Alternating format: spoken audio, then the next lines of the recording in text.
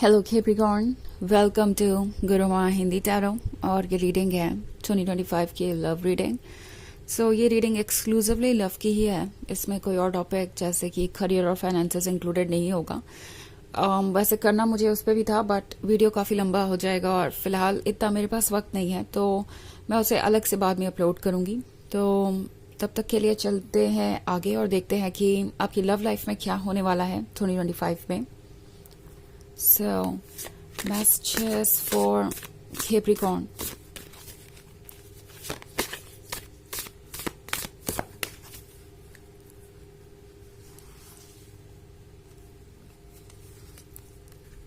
The World.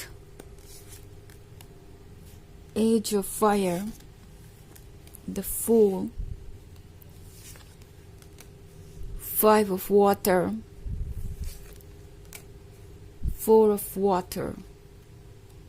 Okay. Actually एक और card की जरूरत पड़ेगी हमें। The Chariot. So ये 6 कार्ड्स हैं पहले 6 मंथ्स के लिए, उसके बाद मैं और 6 कार्ड्स निकालूंगी नेक्स्ट 6 मंथ्स के लिए। तो अगर हम बात करें पहले क्वार्टर की, यानी जनवरी, फरवरी और मार्च की, तो द वर्ल्ड का कार्ड नजर आ रहा है मुझे। सो जनवरी में ही आपकी लाइफ में बहुत सारे शिफ्ट आएंगे और वो शिफ्ट पॉजिटिव होंगे।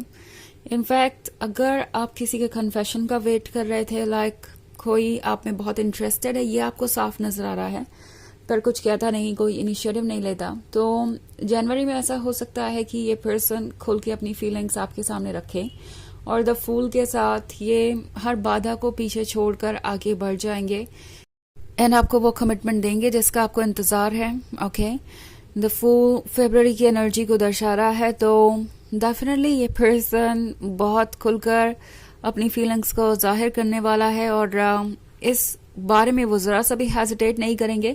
इनफैक्ट इसी फरवरी की फूल की एनर्जी के कारण आपका मार्च बहुत इंटरेस्टिंग होगा।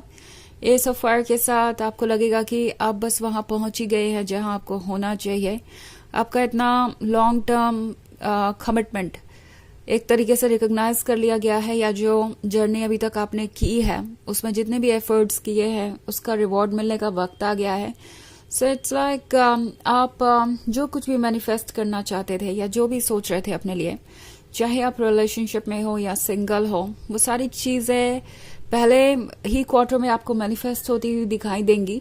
आपको ज्यादा इंतजार नहीं करना पड़ेगा। ऑल्सो अब अगर हम बात करें नेक्स्ट क्वार्टर की, यानी अप्रैल, मई और जून की, तो 5 ऑफ वाटर के साथ अप्रैल में हो सकता है कि आपको हार्ट ब्रोकन सा महसूस हो। आपको ऐसा लगे जैसे कि आपने कुछ ज्यादा ही आसानी से किसी को मौका दे दिया या किसी पर ट्रस्ट कर लिया। सो 5 ऑफ वाटर आपसे कह रहा है कि आपको थोड़ा सा सोच समझ के आगे बढ़ने की जरूरत है, क्योंकि जैसा कि मैंने कहा फर्स्ट क्वार्टर में जो एनर्जी होगी वो इतनी ज़्यादा इंटेंस होगी कि आप उसे बहुत आसानी से अपनी एनर्जी समझ बैठेंगे या किसी तरीके से उसमें ट्रैप्ड महसूस करेंगे और उसके अकॉर्डिंग ही फैसले लेंगे। तो टैरो आपसे कह रहा है एंजॉय कीजिए इस फेज को, but at the same time थोड़ा कॉशियस भी रहिए, बिकॉज फर्स्ट क्वार्टर में जो आप फैसले लेंगे हो सकता है अप्रैल में थोड़ा बहुत रिग्रेट करे उसे लेके। आपको ऐसा लगने लगेगा कि शायद आपने गलत पर्सन को चूज कर लिया है। ऑल्सो मई में द चैरियट का कार्ड है, तो अप्रैल में जो चीजें आपको रिग्रेट फील करवाएंगी वही आपको मई में भी कंफ्यूज करेंगी। आप सोचेंगे कि क्या आपको इस रिलेशनशिप में आगे बढ़ना चाहिए या ये रिलेशनशिप आपके लिए बना भी है या नहीं। ऑल्सो 4 ऑफ वाटर का कार्ड है। सो जून में हो सकता है ये पर्सन किसी तरीके का ब्लेम गेम भी खेलना शुरू कर दे। पॉसिबली ये आपसे ये कह सकते हैं कि आप बहुत सेल्फ सेंटर्ड हो गए हैं, आप अपने ऊपर फोकस्ड हैं, जबकि हो सकता है ये पर्सन खुद ही ये सब कर रहा हो और अपने ही क्वालिटीज को आप पे प्रोजेक्ट कर रहा है और आपको जज कर रहा है खुद को जज करने के बजाय। सो ये एक टफ सिचुएशन हो सकती है।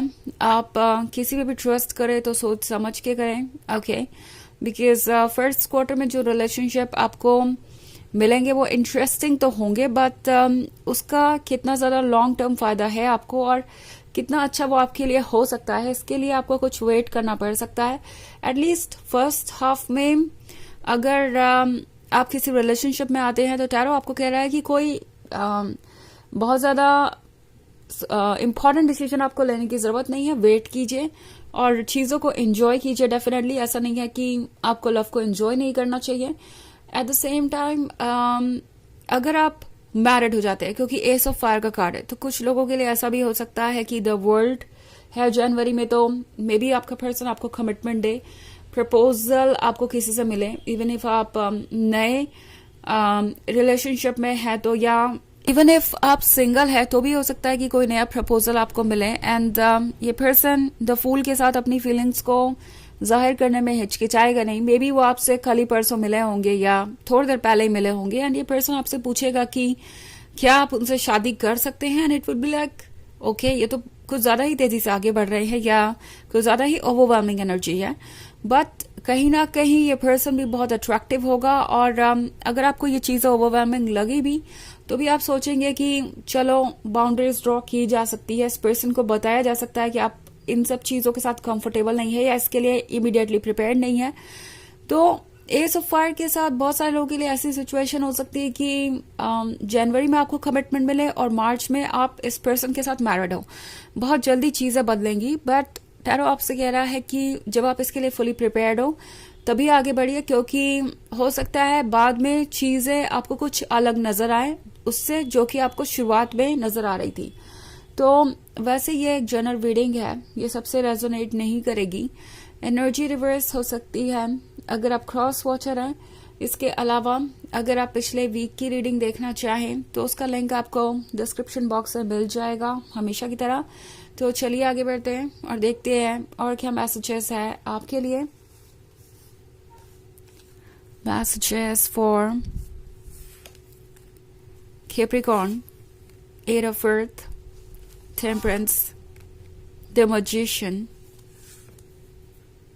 Two of Earth, Queen of Air, and Ten of Water. Okay. So, the Magician का कार्ड है और एट ऑफ अर्थ और टेम्परेंस है, यानी नेक्स्ट क्वार्टर में, यानी जुलाई, अगस्त और सितंबर में चीजें और भी इंटरेस्टिंग होंगी। एट ऑफ अर्थ के साथ आप इस पर्सन के फाइनेंशियल मैनेजमेंट को देखेंगे, आप इस पर्सन का प्रैक्टिकल साइड देखेंगे, आप इस पर्सन के ओवरऑल बिहेवियर को समझेंगे, like day to day life में डील करने वाला जो बिहेवियर होता है। और टेम्परेंस के साथ चीजें फिर से चेंज होने लगेगी, मतलब इस पर्सन के प्रति आपका जो पर्सपेक्टिव है वो हो सकता है इस साल में कई बार चेंज हो और आप थोड़े कंफ्यूज हो जाएंगे। ओके अगर हम बात करें अगस्त की, तो अगस्त बहुत सारे चेंजेस लेके आएगा आपके लाइफ में। मे बी जॉब से रिलेटेड चेंजेस हो सकते हैं जिसके वजह से आप दोनों शायद एक दूसरे के साथ कम टाइम स्पेंड कर पाए, और लगता है जैसे कि इस थर्ड क्वार्टर में इस पर्सन के लिए उनका वर्क सबसे बड़ी प्रायोरिटी होगी।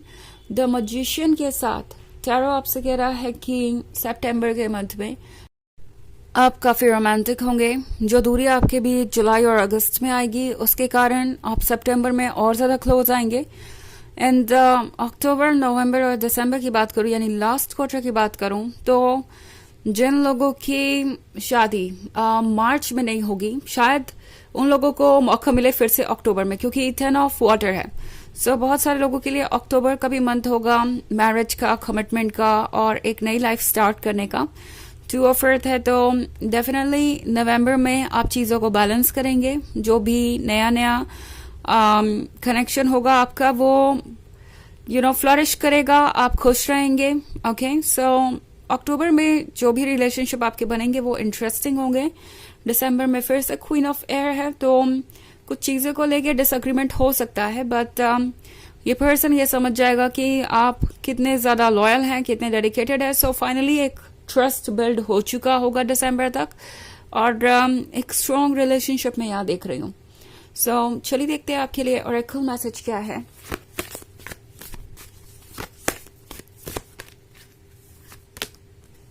Joan of Arc, Voice of Truth.